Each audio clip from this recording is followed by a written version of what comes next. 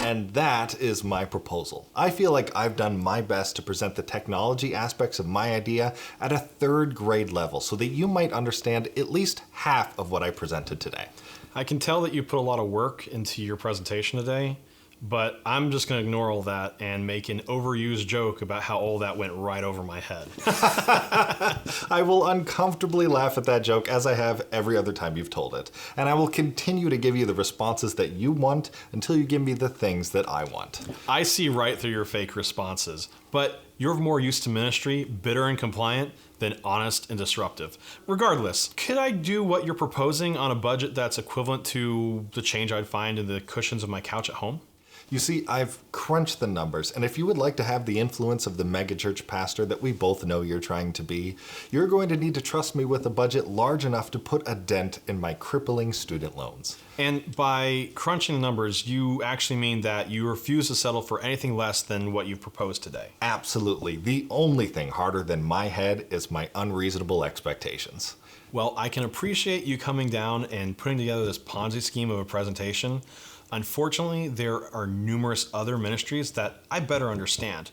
And I'd rather invest into things that we know work than take a risk on this black magic you call tech ministry. Although I've heard your reasoning, I will choose to ignore it, instead believing that you do not value my time, resources, or talents. And I will spend the rest of the working day angrily scrolling through Reddit, growing more resentful with every passing moment.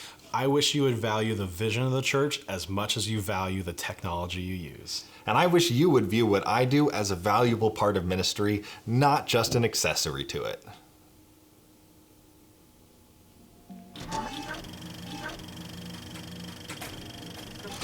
Hi, I'm Caleb, and today we're going to talk about a topic that I think that most tech people are woefully unprepared for: presenting new ideas to leadership. It's so easy for us to get caught up in the world of incremental upgrades and our own little creative worlds. And it's often hard for us to communicate our ideas to pastors on how they would benefit the body. Let's talk about 4 tips that'll help you get your pastor to greenlight a $30,000 red epic to live stream your services to Facebook in badly compressed 720p, you dumb, gear-hungry, self-centered, Step 1, earn your position. Allow me to wade into uncharted waters, the untamed wilds. I am going to attempt a sports analogy. Okay, so before I do this, I know there's a quarterback. He starts with the ball. No, that's actually the guy who hikes the ball, the center. He hikes the ball back to the quarterback. Who does they throw it to? Well, you have a couple different people on the team. You have to be eligible receivers. I don't care. Your quarterback is not going to throw you a Hail Mary until he's confident that you can take what he gives you and run the ball up the field. Not just once, repeatedly, consistently, faithfully, not just at the big games either, at the small games, at the ones that you don't think matter, even at the practices. It's the definition of being a good steward. If you're faithful with what you have, you can be trusted with much more. But that trust takes time to build. It can take years to build. Unfortunately, most pastors have more experience with tech people trying to get their hands on the newest gadgets than tech people who are actually trying to find creative ways to support the mission of their church with technology. You need to be the exception. You need to show your pastor that the investment that they've already made into your field has returned back more than they ever could have expected. Be the linebacker that shoots the field goal in the last period of the ball game. That was for you, Dad. Step 2, what's your why? I'm going to be straight up with this one. If you can't quickly and effectively articulate how your idea or upgrade is going to help the church accomplish its mission, not only do you need to not present the idea, you need to take a few steps back and consider who this upgrade is actually for. It's so incredibly easy for creatives and techies to tunnel vision into our craft, but as awesome and important and as vital as what you do is to the church body, excellence in your craft alone is not the reason people tithe every Sunday. It's our job to use the skills that we have to bring people to Jesus. That's it. What your pastor is going to want to hear is exactly how that would happen with your proposal. You need to communicate your ideas through the lens of the vision of your church. A race car driver isn't going to give a rip about the kind of rubber his wheels are made out of unless you can show him how using the right type can get his car over the finish line faster. Your pastor isn't going to give a rip about a CPU upgrade until you can show him that the live stream video and audio could substantially improve, removing potential barriers from people attending online on Sunday. Start big picture, communicate in line with vision, and prepare to give details if necessary.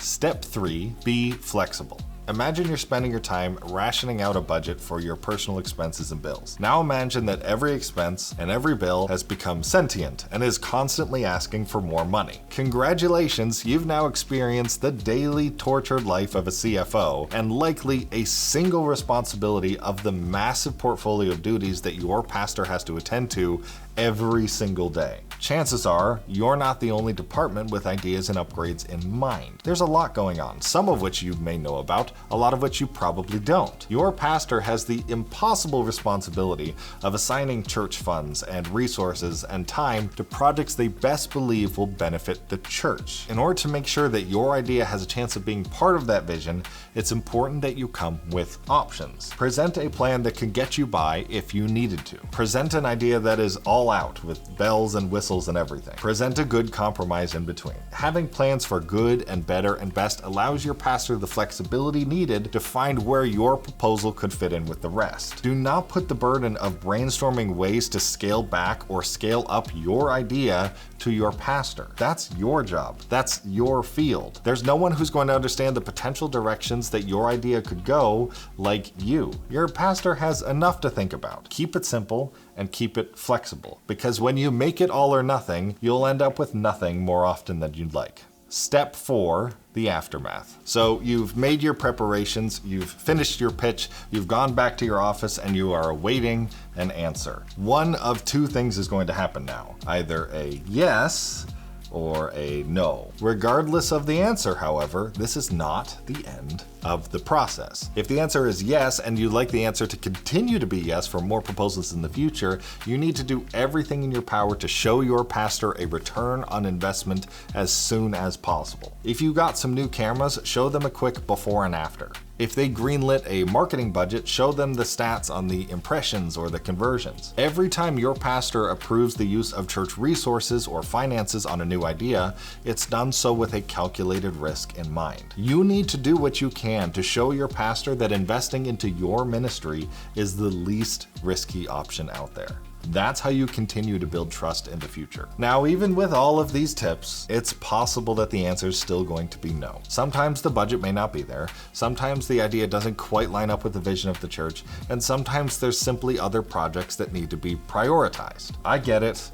No's always suck, but it's important that you trust your pastor to be making the best decisions for the flock God has given him to lead. Lord knows you don't have to agree on everything, but it does mean that we do have to learn to submit when leadership makes a decision. It's also absolutely worth noting that a no might honestly be a not yet. Years ago, I pitched an idea for a church app with a targetable notification system, small group messaging, ministry calendars, and more. A few years even before that, our IT director talked to leadership about the idea of an online church, specifically designed to lead and disciple people who can't make it into the building. At the time, both of these ideas were turned down. There were other priorities the church was focusing on and projects that needed to be completed. Late last year, however, leadership started to feel God pulling towards developing our digital influence. The church app and the online church were both brought back up and approved years after they were originally presented. 2 months later, COVID hit. All of the traditional ways that we were using to communicate with our congregation on a Sunday morning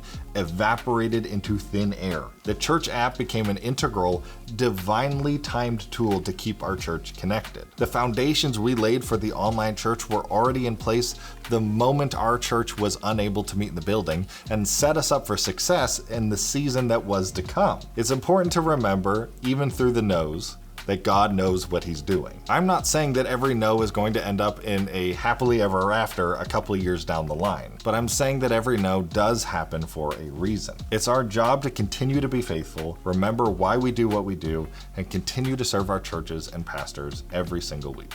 Thank you so much for watching this episode of Blackbar. If you haven't already, make sure to check out the Blackbar podcast, released every week, where we go more in depth into the topics we talk about in this video. In addition, check out the Blackbar Discord. It's our community where pastors, media people, pros and amateurs all come together and help each other grow. Make sure to like and subscribe, and we'll see you next week.